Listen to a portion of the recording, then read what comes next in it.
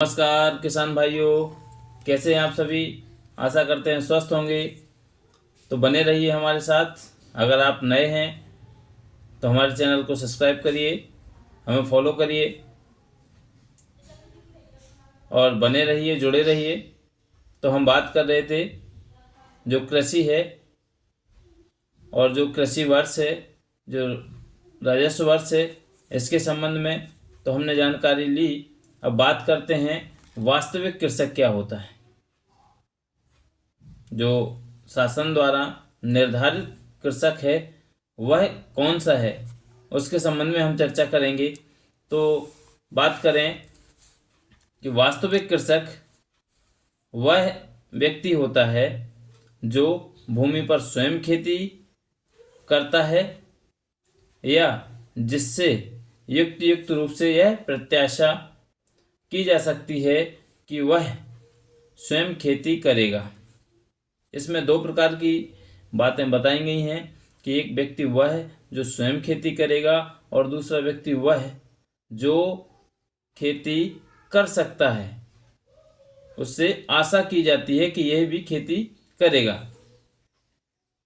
तो इसमें दो बातें स्पष्ट हैं और दोनों ही बातें में भिन्नता है कि पहला तो स्वयं खेती करेगा, यानी कि जिसके पास कृषि भूमि है वह तो वास्तविक कृषक माना जाएगा, लेकिन जिसके पास कृषि भूमि नहीं है वह भूमिहीन व्यक्ति है, लेकिन उससे भी यह प्रत्याशा की जाएगी कि यह भी कृषक है, क्योंकि वह खेती के कार्य मजदूरी के रूप में करता है।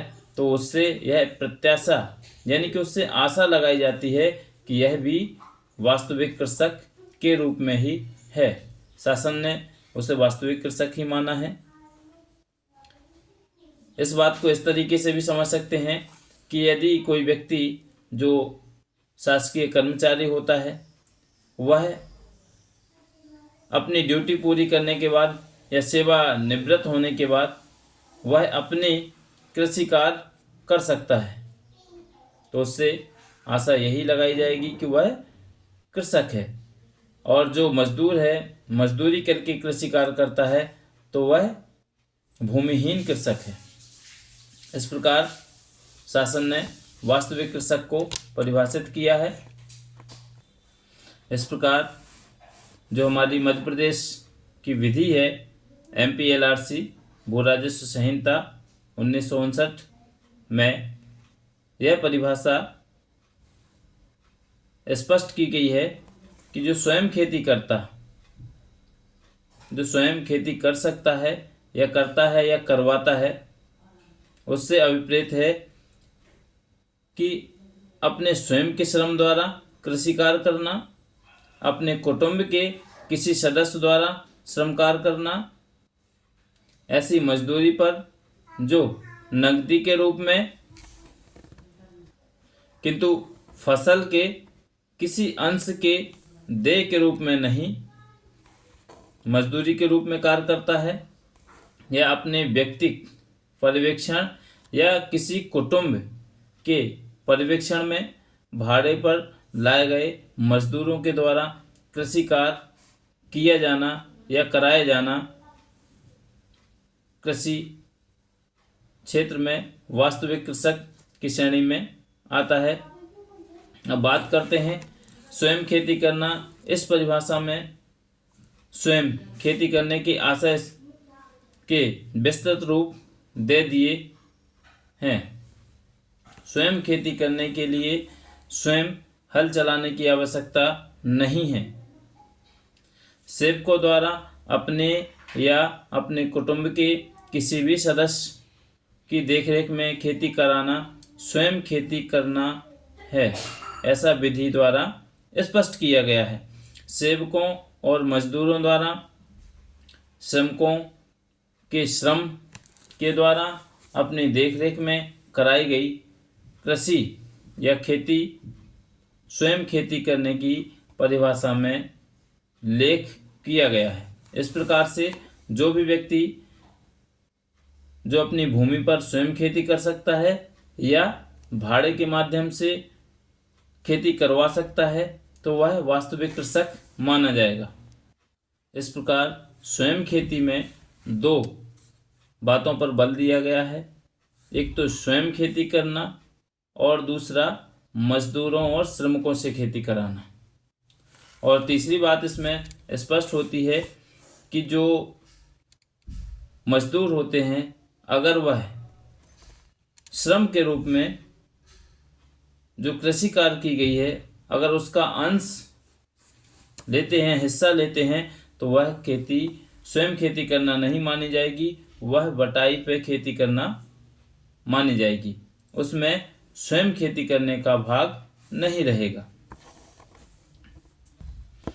इसी के संबंध में जो समाप्ति विधान था, मध्य भारत जमींदारी समाप्ति विधान 1951 की धारा 2 क्लॉज सी के संदर्भ में उच्च न्यायालय ने उच्चतम न्यायालय के निर्णय का अनुसरण करते हुए स्पष्ट किया कि यदि किसी भी भूमि पर बगैर कृषि कार्य किए स्वयं वन अथवा खरपतवार या घास अगर उपज आती है और उसमें किसी भी प्रकार का कोई श्रम, कोई बल, कोई प्रक्रिया नहीं की गई है, तो वह भी वास्तविक कृषि नहीं मानी जाएगी।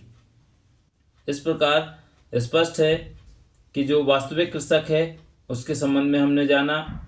जो मध्य प्रदेश भू राजस्व संहिता है उसमें स्पष्ट प्रावधान है कि अगर स्वयं खेती है तो स्वयं करनी पड़ेगी अथवा श्रमिकों से करवानी पड़ेगी, लेकिन कृषि कार्य में जो उपज होगी उसको अगर श्रमिकों को दिया जाता है उसमें से हिस्सा, तो वह बटाईदार के रूप में आ जाएगी। अगर उसको श्रम मजदूरी के रूप में प्रदान की जाती है तो वह स्वयं खेती करना मानी जाएगी, क्योंकि यदि कृषि कार्य में लाभ या हानि होती है तो वह स्वयं मालिक या भूमि स्वामी वहन करेगा, उसमें श्रमिकों का कोई हिस्सा नहीं रहता है। लेकिन अगर जो श्रमिक हैं वह हिस्सेदार हैं तो उसमें लाभ और हानि में भागीदारी बटाईदार के रूप में कृषक की श्रमिक की रहती है। इस प्रकार से स्पष्ट है कि स्वयं खेती करना, बटाईदार की खेती करना और बगैर कृषि कार्य किए खरपतवार, वन या घास उपजना, तीनों के बारे में हमने चर्चा की। तो ऐसे ही नई नई जानकारियों के लिए हमारे साथ बने रहिए।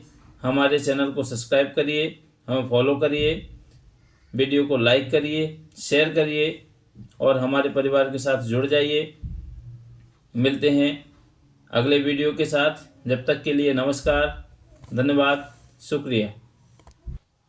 आपने हमारे वीडियो को देखा, इसके लिए बहुत बहुत धन्यवाद। वीडियो को शेयर करिए, लाइक करिए और हमें फॉलो सब्सक्राइब करिए। धन्यवाद।